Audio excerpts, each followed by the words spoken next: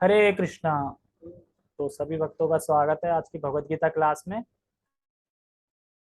और आज हम चर्चा करेंगे जो योग मिश्रित भक्ति का जो चल रहा है 4-5 श्लोकों तक।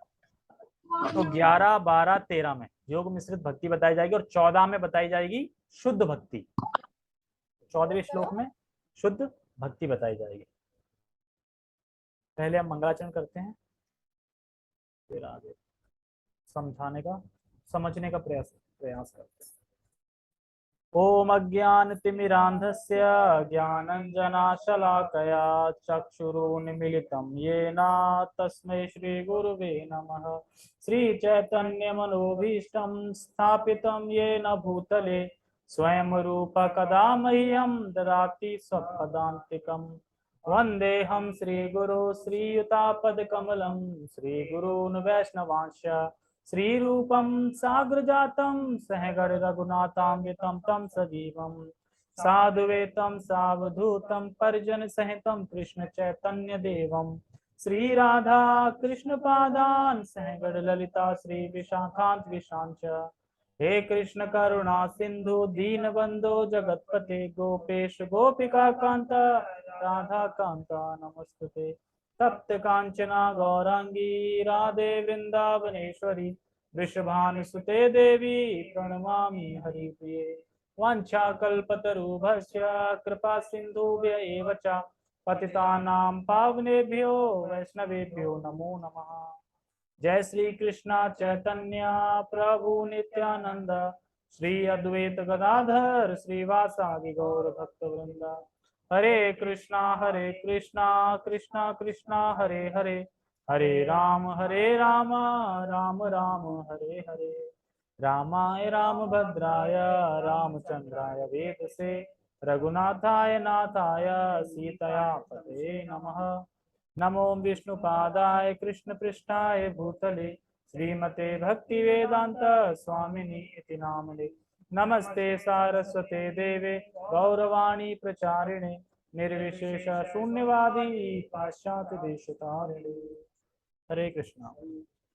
काफी दिन से विशाल प्रभु नहीं आए, काफी दिन से उसी दिन से नहीं आए, कथा करिए उसके बाद से। हाँ चलो, तो हम पहले श्लोक का उच्चारण करते हैं। श्लोक की थीम यह है कि यहाँ पे भगवान जो ब्रह्म का वर्णन कर रहे हैं कि ब्रह्म क्या है और ब्रह्म से क्या सूचित कर रहे हैं। मतलब तो एक्चुअली जैसे कि जो जो भक्तिविद लोग हैं उनके लिए भगवान कौन है? कृष्ण है जो भक्ति कर रहे हैं। लेकिन जो निर्विशेषवादी हैं उनके लिए ब्रह्म क्या है और ध्यान किस पे करते हैं और क्या मंत्र है उनका, तो उसके बारे में बता रहा है कि ब्रह्म मतलब किसको बोला जा रहा है। तो ब्रह्म भगवान को बोलते हैं, लेकिन वो भगवान नहीं, वो ब्रह्म समझते हैं। और ब्रह्म को मतलब और मंत्र है उनका ओमकार, यानी ओमकार से ब्रह्म को समझते। जैसे हम भगवान को कृष्ण समझते हैं, भगवान एक फॉर्म होगी बोलने की, फिर कृष्ण होगी, दो हो गई, ऐसे उनकी एक ब्रह्म हो गई। ब्रह्म मतलब ओमकार, ऐसा करते। ठीक है, बाकी इसमें और समझेंगे ना तो समझ में आएगा। यदक्षरं वेद विदो वदन्ति विशन्ति यद्यतयो वीतरागः यद्यच्छन्तो ब्रह्मचर्यं चरन्ति तत्ते पदं संग्रहेण प्रवश्यते। यदक्षरं वेद विदो वदन्ति विशन्ति यद्यतयो वीतरागः यदच्छिन्तो ब्रह्मचर्यं चरन्ति तत्ते पदं संग्रहेण प्रवच्छे। यदक्षरं वेद विदो वदन्ति, जो वेद विद हैं, एक होता है कृष्णविद, एक होता है वेद विद। तो ना बहुत वेदों को पढ़ लेंगे, प्रकांड मतलब प्रकांड ज्ञानी होते हैं जो, लेकिन ध्यान कैसे करते हैं? निर्विशेष मतलब ब्रह्म का ध्यान करते हैं। और मंत्र क्या होता है? ओम पे ध्यान लगाते रहते हैं। तो एक्चुअली चलिए उसका रहा है ना, जो कि पिछले श्लोकों में बताया गया था कि जो अपने प्राण को यहाँ पे ले आते हैं और इसको बोलते हैं भौं के मध्य स्थित करके, लेकिन नाम क्या लेते हैं, मतलब ध्यान किस पे करते हैं, क्या करते हैं, तो उसके बारे में इस श्लोक और व्याख्या करता है। तो जो वेद विद हैं वो उस ब्रह्म को यानी अक्षर है ना, यद अक्षरम, उस ब्रह्म को यानी अक्षर ओमकार से सूचित करते हैं। यानी वो ब्रह्म को सूचित किससे कर रहे हैं? ओमकार से। हम भगवान को सूचित किससे करते हैं? कृष्ण से। और वो ब्रह्म को सूचित करते हैं ओमकार से। ये फर्क है दोनों में। ठीक है, ठीक है, ये तो समझ में आ गया। ओके, तो जैसे हम कहते हैं ना कि कृष्ण और कृष्ण के नाम में कोई भेद नहीं है, नाम नामी में कोई भेद नहीं है, कृष्ण और कृष्ण के नाम में कोई भेद नहीं है। तो इस श्लोक में दो चीज समझनी होगी, वाच्य और वाचक। वाच्य और वाचक यानी वाच्य वाचक क्या है? वाच और वाचक भगवान के उसमें एक ही है, लेकिन जब यहाँ पे हम देखें तो वाच्य वाचक अलग अलग है। जैसे कि मैं बोलूं, देखो वो ग्रस्त जा रहा है, तो जो मैंने बोला ना शब्द कि ग्रस्त जा रहा, ये हो गया वाचक। और वाच्य कौन हुआ? वो व्यक्ति। जैसे मैं बोलूं माउस, तो ये माउस क्या हो गया? वाच्य। और मैं जो बोल रहा हूं ना शब्द माउस, वो क्या हो गया? वाचक। तो वाच्य वाचक, इसमें यहाँ भेद है, यहाँ पे भेद है, लेकिन आध्यात्मिक लोक में भगवान में उसमें भेद नहीं है, वाच्य वाचक में भेद नहीं है। तो ये यहाँ पे बता रहे हैं कि भगवान में वाच्य और वाचक का भेद नहीं है। जो वेद जानते हैं वो जानते हैं जो ओमकार है ये ब्रह्म को सूचित करता है। यानी ब्रह्म ब्रह्म किसका निरूपण करता है? ओमकार का। और ओमकार से वो क्या जानते हैं? ओमकार मतलब ब्रह्म, मतलब ओमकार सूचित कर रहा है ब्रह्म को। तो यहाँ पे कह रहे हैं जो वेद जानते हैं, जो वेदों को जानते हैं, जो वेद हैं, वो ओमकार, जो ओमकार है, मतलब ओमकार जो शब्द है, ओमकार जो ध्वनि है, ओमकार जो मंत्र है, ओमकार ये ब्रह्म को सूचित करता है। मतलब जब भी वो ओमकार ले रहे हैं तो उनके माइंड में क्या आ रहा है? वो ब्रह्म को सूचित कर रहे हैं। मतलब हम जब हरे कृष्णा कर रहे हैं तो हमारे माइंड में क्या आ रहा है? कृष्ण को, हम कृष्ण को कर रहे हैं, और वो ब्रह्म को कर रहे हैं। ठीक है, ब्रह्म को सूचित करते हैं। और अच्छे समझे तो यदक्षरम वेद विदो वेदंती, मतलब वो ओमकार के द्वारा उस ब्रह्म का निरूपण करते हैं, ओमकार के द्वारा। जैसे ओम, ओमकार, लेकिन वो ये भूल जाते हैं कि ओमकार है कौन। आ ओ मा, आ मीन्स कृष्ण, ओ मीन्स ऊर्जा यानी राधा रानी, और का मीन्स, मा मीन्स जीव। तो एक्चुअली देखा जाए तो ओम और हरे कृष्णा सामान है, कोई वो नहीं है, लेकिन हरे कृष्णा में रस बहुत है और हरे कृष्णा मर्सीफुल बहुत है। क्यों? क्योंकि उसमें माधुर्य भाव मिला हुआ है। वैसे ओम से ही सब कुछ आया है, लेकिन भगवान ने इतनी शक्ति है हरे कृष्णा में कि ये डायरेक्टली डील करता है भगवान से, डायरेक्टली में। ठीक है, और कह रहे हैं विशंति यद्यतयो वीत रागा, तो प्रवेश करते हैं उस ब्रह्म में। तो कह रहे हैं ना, पहले तो जो वेद हैं, जो ब्रह्म है, जो अक्षर है, वो ओमकार को सूचित करता है। अब उसमें प्रवेश कैसे करते हैं? तो कह रहे हैं विशंति यद्यतयो वीतरागा, वो प्रवेश करते हैं उस ब्रह्म में। कब? जब राग आदि से मुक्त हो जाते हैं। जो राग द्वेष है ना, जब राग द्वेष बिल्कुल खत्म हो जाता है तब वो प्रवेश करते हैं। मतलब किसमें? अंग कांति में, ज्योति में, उसके मतलब हमारी ज्योति निराकार ब्रह्म, उसमें प्रवेश करते हैं वो। अच्छा ठीक है, प्रवेश करते हैं। फिर कह रहे हैं यदि छंतो ब्रह्मचर्य चरंती, उस ब्रह्म में प्रवेश करने के लिए क्वालिफिकेशन क्या है? कोई बोले कि तुम ठीक है ओमकार कर रहे हो, ब्रह्म में प्रवेश कर रहे हो, लेकिन क्वालिफिकेशन क्या है? कैसे ब्रह्म में प्रवेश कर सकते हो? तो कह रहे हैं ब्रह्मचर्य का पालन करना होता है आजीवन, मतलब कि जब तक लाइफ है तब तक। अब बताओ, अगर ये विधि हम अपनाना चाहें जो अर्जुन को भगवान बता रहे हैं, तो क्या कोई ब्रह्मचर्य का पालन कर लेगा पूरी लाइफ? नहीं कर पाएगा ना। हो सकता है जो ब्रह्मचारी हो वो भी ना फॉलो कर पा रहे हैं। ठीक है, वो भी मान लो कि गिर जाए या फिर पतन हो जाए, जो भी है। तो सोचो फिर सामान्य जो मनुष्य है, जो गृहस्थ में है, वो कहाँ से कर पाएगा? वो ब्रह्मचर्य का पालन नहीं कर पाएगा। जबकि भगवान कहते हैं अगर कोई 25 साल ब्रह्मचर्य का पालन कर ले, वो अगर ये बोल दे ना कि तेरे साथ ये हो जाएगा नहीं, बोलने की देर है, हो जाएगा। इतनी शक्ति रहेगी आज की डेट में भी, कोई कर ले तो इतने पावरफुल, इतना तेज आ जाएगा कि वो जो बोलेगा वो सत्यवाणी होगी, सीधा सीधा। अभी मैं कुछ कथाएं बताऊंगा दो तीन, उससे क्लियर भी हो जाएगा कि हाँ ऐसा होता है। ठीक है, तो क्या क्वालिफिकेशन है? ब्रह्मचर्य का पालन। और तते पदम संग्रहण, तो उस पद को बोल रहा हूं, समझने का प्रयास करो। तो वहां कर मैं उस पद को बोल रहा हूं, समझने का प्रयास करो। क्योंकि अर्जुन को पहले भी बताया था, ध्यान योग बताया था ना, तो हो सकता है कि समझ में ना आया हो कैसे करना है, तो अब उसको डिटेल में बता रहे हैं कि करना कैसे है। तो ये भगवान बता रहे हैं। अब भगवान कोई बोले कि क्यों बता रहे हैं जब हो ही नहीं सकता कलयुग में, क्यों बता रहे हैं? देखो भगवान एक तरीके से कर, देखो एक ये भी रास्ता है एक ये भी रास्ता है, इस रास्ते में ऐसे ऐसे करके जाओगे, इस रास्ते में ऐसे करके जाओगे, अब तुम देख लो कौन सा कर पाओगे। तो इसलिए अर्जुन कहता है मैं ये नहीं कर पाऊंगा, मैं ये कर लूंगा। तो ये बिल्कुल इजी है ना, अब हरे कृष्णा इसके सामने इजी नहीं लग रहा है बिल्कुल, क्या करना, बैठ के हरे कृष्णा करना, इसमें कौन सा तुम पहाड़ तोड़ते हैं, है ना। तो ये बहुत सबसे इजी बना दिया। समय ना भी हो तो प्रभुपाद जी क्या बोलते हैं, तुम चल रहे हो चलते हुए करो, बस में बैठे हो बस में बैठे हुए करो, ट्रेन में जा रहे हो ट्रेन में जाते हुए करो, बाइक चला रहे हो बाइक चलाते हुए करो। इसमें क्या क्या इसमें नुकसान है कुछ हरे कृष्णा करने में, और लाभ कितना ये तुम्हें पता नहीं है। नुकसान कुछ नहीं है, मान लो कोई इंसान यहाँ से बदरपुर पैदल जा रहा है, टैक्सी में जा रहा है, उसका आधा घंटा टाइम लगेगा ही लगेगा। उस आधे घंटा में वो अगर हरे कृष्णा नहीं लेगा तो कुछ ना कुछ सोचेगा या बैठा रहेगा या मूवी देखेगा, कुछ ना कुछ रहेगा। लेकिन उस आधे घंटे को हरे कृष्णा बोल लेगा तो क्या नुकसान है उसका। ऐसा तो नहीं कि खून कम हो जाएगा उसका, ऐसा तो कुछ होगा नहीं। तो इसीलिए हमें करना चाहिए, जब भी टाइम मिले तो हरे कृष्णा करना चाहिए, मतलब 16 माला तो करनी करनी है, इसके अलावा जब भी टाइम मिले तो कर लो, जा क्या आ रहा है। मान लो तुम्हें आधा घंटा मिल रहा है फालतू में टहल रहे तो टहलते चलते करो।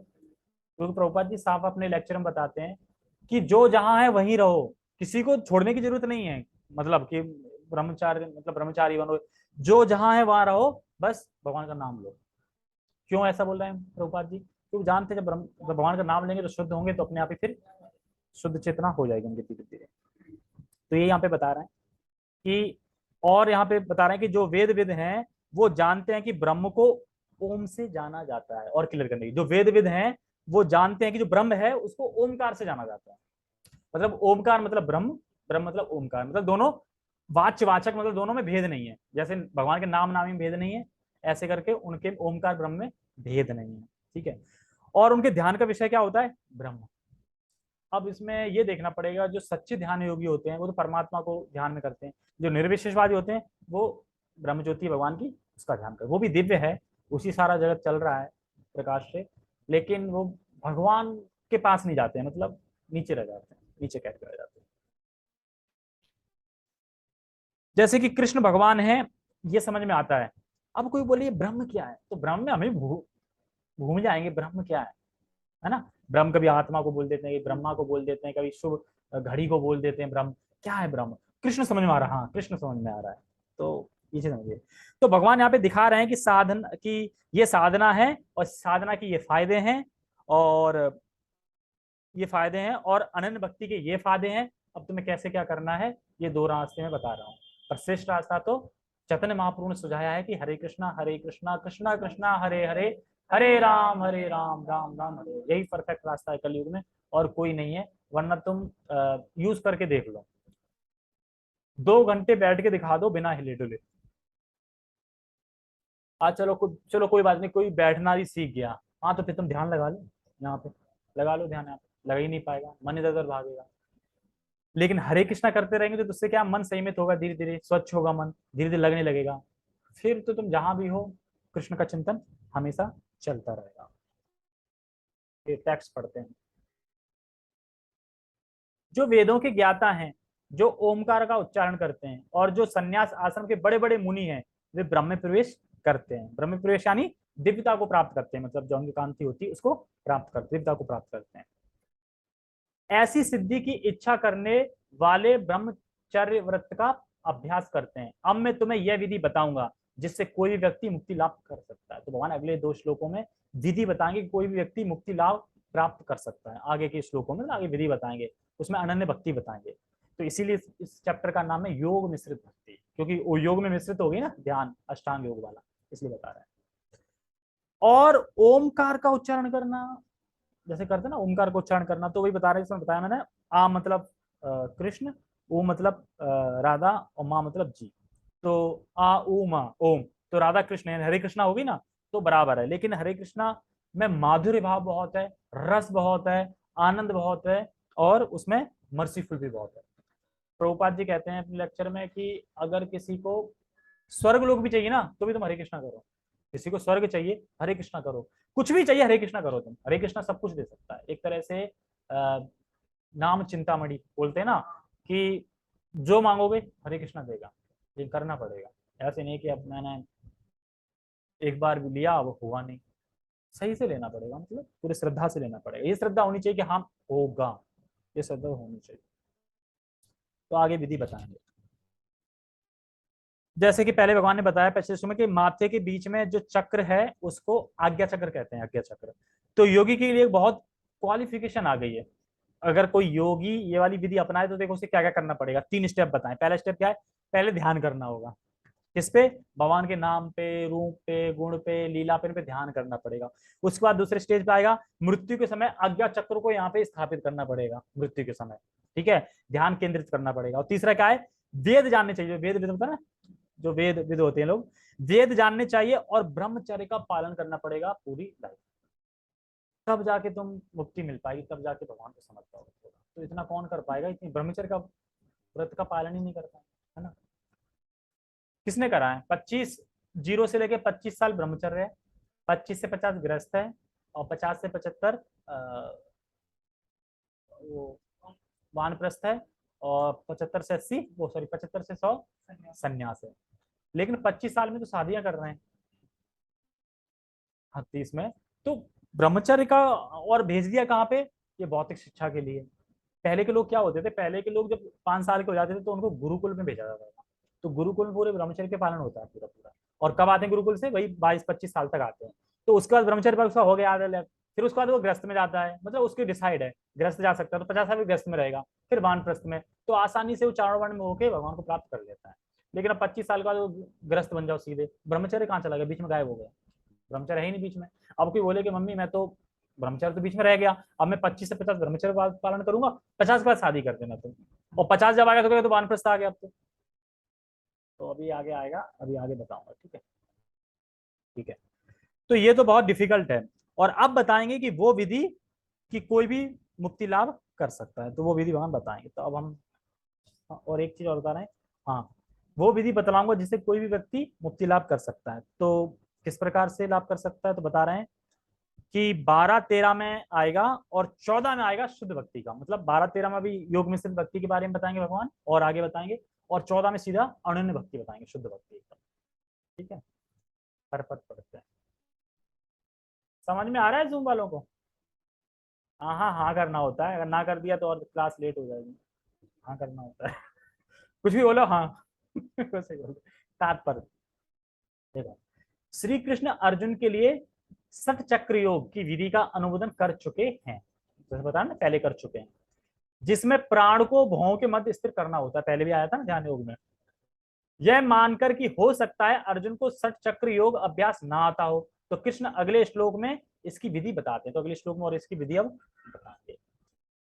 भगवान कहते हैं कि ब्रह्म यद्यपि अद्वितीय है। ये समझ में आया किसी को? ब्रह्म अद्वितीय मतलब, ब्रह्म यद्यपि मतलब ऐसे ब्रह्म अद्वितीय है। तो अद्वितीय का देखो क्या है? अद्वितीय का मतलब है इस जगत में ब्रह्म के अलावा और कुछ भी नहीं है। कैसे?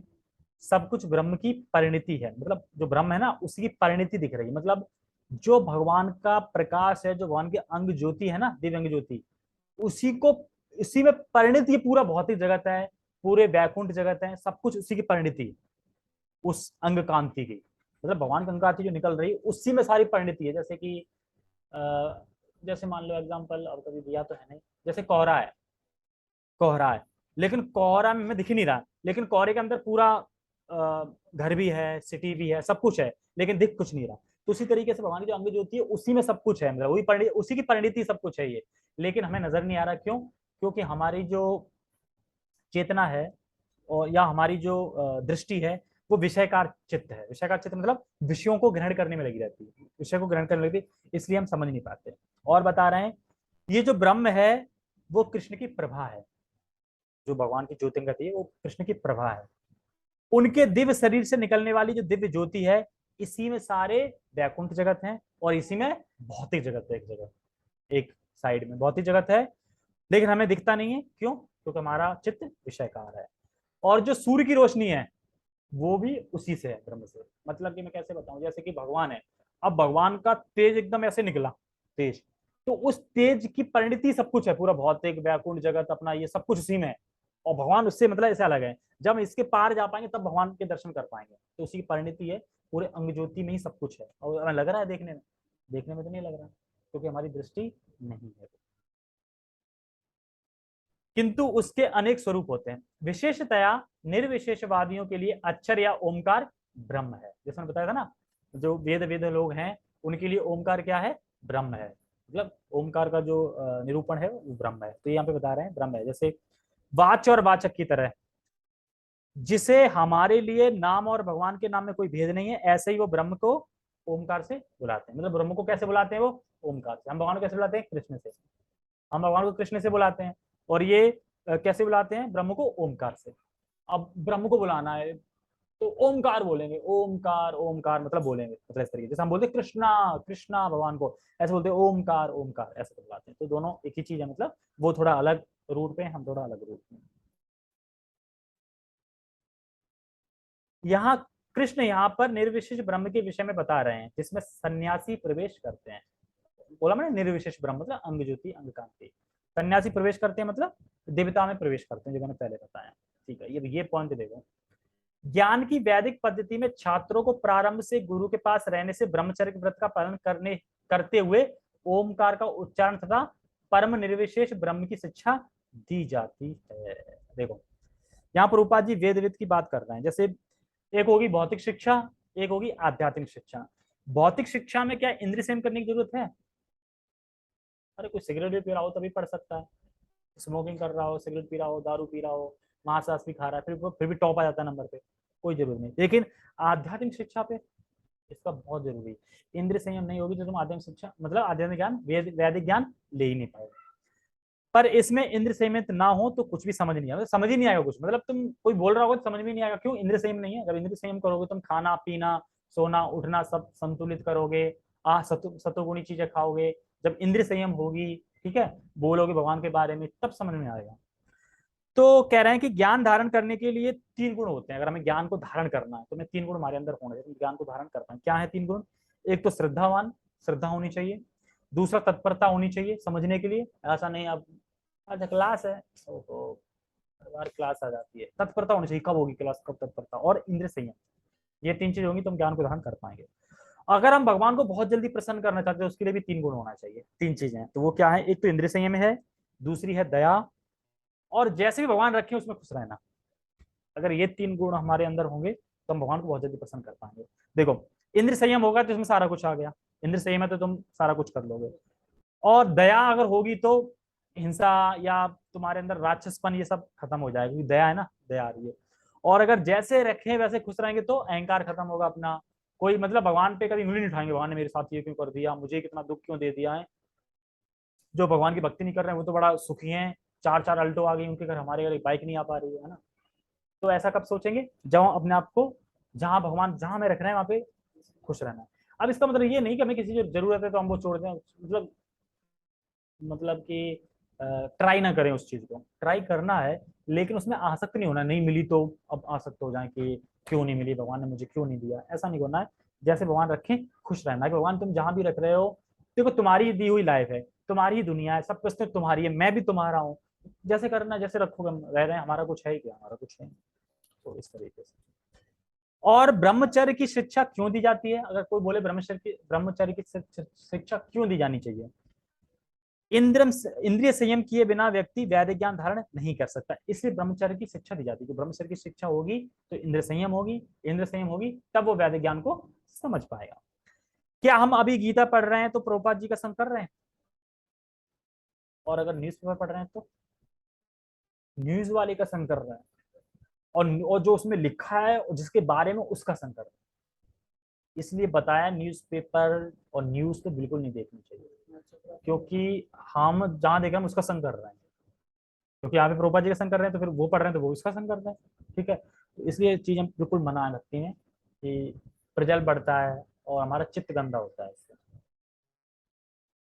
इस प्रकार वे ब्रह्म के 2 स्वरूपों से परिचित होते हैं। ब्रह्म के 2 स्वरूप क्या है जिससे परिचित होते हैं? तो कौन से 2 स्वरूप हैं? एक निर्विशेष ब्रह्म और उसका वाचक यानी ओमकार, होता है ना वाच्य वाचक। तो 2 पहलू हो गए, निर्विशेष ब्रह्म हो गया और उसका वाचक मतलब पुकारने वाला क्या होगा? ओमकार ओमकार, और निर्विशेष ब्रह्म को प्राप्त हो गया। ठीक है, यह प्रथा छात्रों के आध्यात्मिक जीवन के विकास के लिए आवश्यक है, किंतु इस समय ऐसा ब्रह्मचर्य जीवन, अविवाहित जीवन बिता पाना बिल्कुल संभव नहीं है। प्रभुपाद जी यहाँ पे बता रहे हैं, देखो जो छात्र हैं तो आध्यात्मिक जीवन के विकास के लिए आवश्यक है कि ब्रह्मचर्य का पालन किया जाए छात्रों के लिए। लेकिन अभी जो चल रहा है, मतलब अभी जो युग चल रहा है, अविवाहित जो जिसने विवाह नहीं किया, अविवाहित जीवन है, उसको भी मतलब बिता पाना बिल्कुल संभव नहीं है कि ब्रह्मचर्य बिता पाए अविवाहित जीवन में भी। इतना कठिन है। देखो उसमें बता रहे हैं, मान लो जब मैं बताया कि लड़का का कोई 24 साल का, घर वाले कहेंगे चलो गृहस्थ बन जाओ, शादी कर लो। वो बोले अरे 25 साल तो मेरे ब्रह्मचर्य के थे ना, आपने मुझे गुरुकुल स्कूल में तो भेजा नहीं, आपने तो प्राइवेट में डाल दिया कहीं पे भी, तो अब तो मैं ब्रह्मचर्य का पालन करूंगा ना 50 साल तक, उसके बाद शादी करूंगा।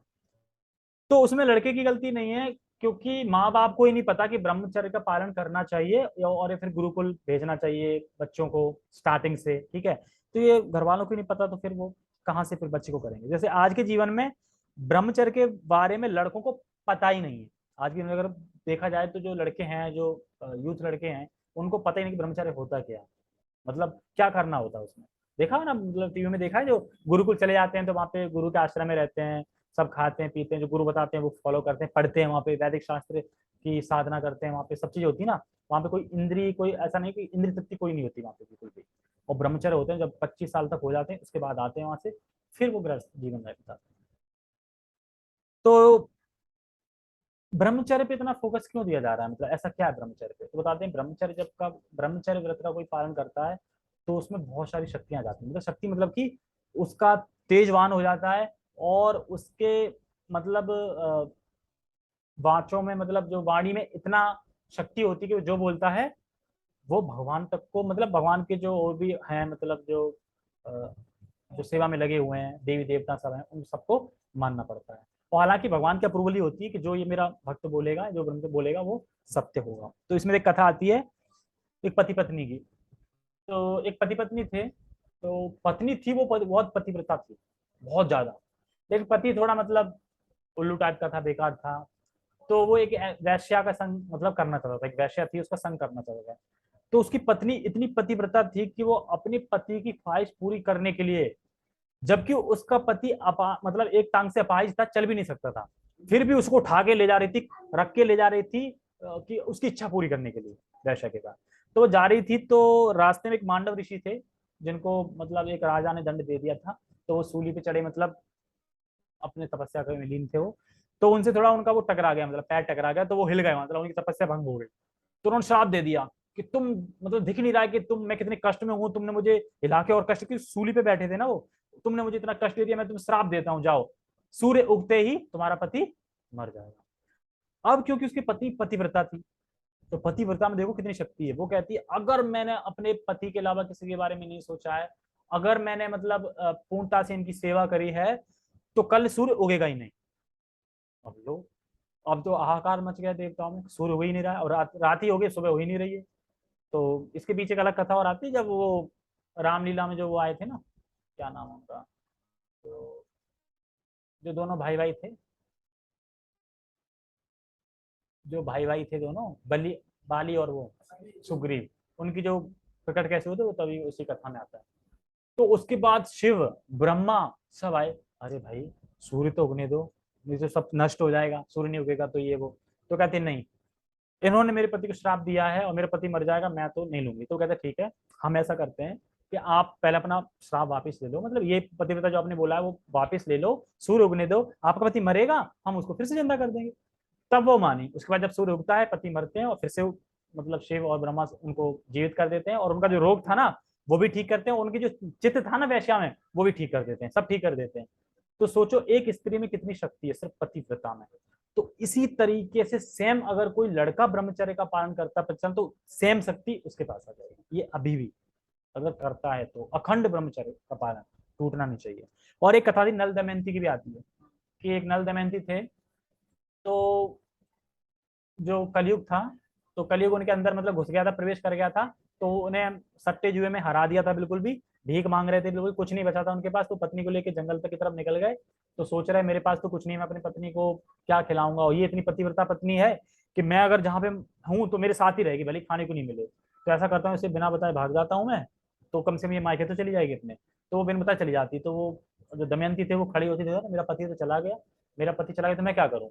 तो फिर वो बंगल जंगल मतलब भटकती रहती हैं। तो एक सांप होता है, पता नहीं शिकारी होता है, तो शिकारी मतलब उन्हें एक सांप से बचा लेता है, मतलब सांप लपेट लेता है, खाने वाला होता है, तब तक वो तीर मारता है, बचा लेता है।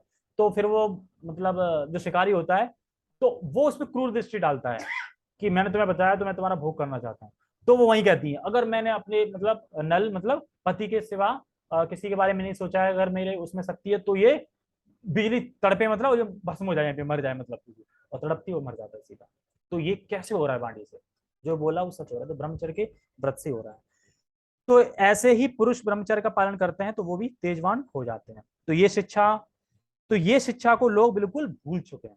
ये शिक्षा ही नहीं, अगर मान लो ये शिक्षा फॉलो करें तो, अगर मान लो 25 साल तक गुरुकुल में पढ़ाई करें तो कितना तेज होगा बुद्धि में, सोच नहीं सकते, बहुत ज्यादा। ठीक है। विश्व का सामाजिक ढांचा इतना बदल चुका है कि छात्र जीवन के प्रारंभ से ब्रह्मचर्य जीवन बिताना संभव ही नहीं है। तो विश्व का ढांचा ही इतना बदल गया कि कर ही नहीं सकते। जैसे बताते हैं कि संग संग भी पढ़ रहे हैं और बताते हैं कि जो ब्राह्मण परिवार के लोग हैं वो भी शुरू से मांस खा रहे हैं, और उनके सीनियर पता क्या बोलते हैं, जो आईआईटी के छात्र हैं, कि अगर तुम अमेरिका जाओगे जॉब करने के लिए तो वहां तो खाना पड़ेगा ना, तो यहीं से प्रैक्टिस कर लो अभी से खाने की। ऐसा बोल के वो मांस खाना शुरू कर देते हैं। जबकि आईआईटी में अच्छे अच्छे लोग आते हैं बड़े बड़े घर के, और मांस, जुआ और ये सिगरेट ये सब सीख जाते हैं, वहां के लोगों को शिक्षा देते हैं ना, इसलिए। यद्यपि विश्व में ज्ञान की विभिन्न शाखाओं के लिए अनेक संस्थाएं, किंतु ऐसी मान्यता प्राप्त एक भी संस्था नहीं है जहां ब्रह्मचर्य के सिद्धांतों में शिक्षा प्रदान की जा सके। कोई दिख रहा है कि यहाँ पे कोई शिक्षा दे रहा हो, बता रहा हो कि तुम अंश हो कृष्ण के और तुम्हें कृष्ण की भक्ति करनी चाहिए, कोई बता रहा है? कोई शिक्षा प्रदान नहीं बता रहा है। हाँ, अज्ञान सारा बता रहे हैं लोग मिलकर के, हाँ कैसे अज्ञान धारण कर सकते हैं। ये अज्ञान ही तो है ना, मरने के बाद खत्म हो गया तो अज्ञान ही है ना वो, और ये मरने के बाद भी खत्म नहीं होगा तो इसका मतलब ज्ञान है ये। ठीक है। अत्यंत कठिन है, कहाँ पे आ जाएगा। तो ब्रह्मचर्य के बिना आध्यात्मिक जीवन में उन्नति कर पाना अत्यंत कठिन है। अगर हमें आध्यात्मिक जीवन में उन्नति करनी है तो हमें ब्रह्मचर्य का पालन करना ही पड़ेगा। अगर ग्रस्त में है तो ग्रस्त में भी जितना हो सके ब्रह्मचर्य का पालन करना चाहिए, इंद्रियों का संयम करना चाहिए।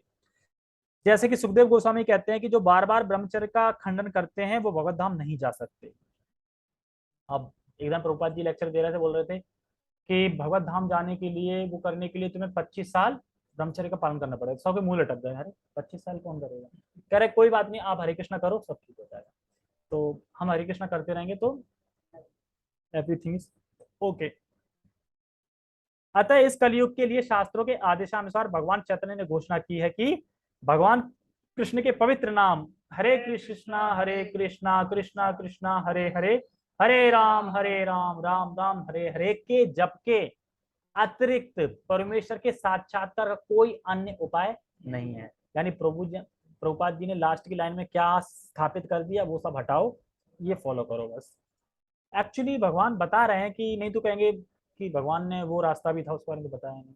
एक्चुअली भगवान सब लेके चल रहे हैं, लेकिन श्रेष्ठ क्या है ये इसमें बता रहे हैं। तो जैसे कि प्रभुपाद जी कहते हैं कि, ठीक है पढ़ लिया, तो हमारा किसी चीज में मन नहीं लगता है, इसलिए वैसे लगता है किसी चीज में मन नहीं लगता है तो हरे कृष्णा करो। हरे कृष्णा तो कर सकते हो, मन तो उसी में लग रहा है पर मुंह से तो बोल ही सकते हो ना, तो बोलना चाहिए। तो भगवान की भक्ति ऐसी चीज है जो सारे सदगुण दे देती है। तो हम अगर हरे कृष्णा करते रहेंगे, भगवान की भक्ति करते हैं, तो जितने भी सदगुण है सब अपने आप आते रहेंगे, आते हैं। मतलब दिव्य शरीर, देवताओं के गुण सारे आ जाते हैं। अगर हरे कृष्णा करता रहेगा करता है तो देवताओं के गुण आ जाते हैं अंदर। और देवताओं के गुण आना बड़ी बात है, क्योंकि देवता कहाँ, हम जाने कैसे करके तब वो पहुंच पाएंगे उस स्टेज पे, तो आ जाते हैं। तो वाणी और जीव को संयमित करेंगे तो ब्रह्मचर्य का पालन कर पाएंगे। तो अगर हमें वाणी और जीव पे, जीव मतलब उल्टा सीधा खाएंगे नहीं, और भगवान के बारे में बोलेंगे तो ब्रह्मचर्य के व्रत का पालन हो जाएगा। ठीक है, ओके, बहुत बहुत धन्यवाद सभी भक्तों का।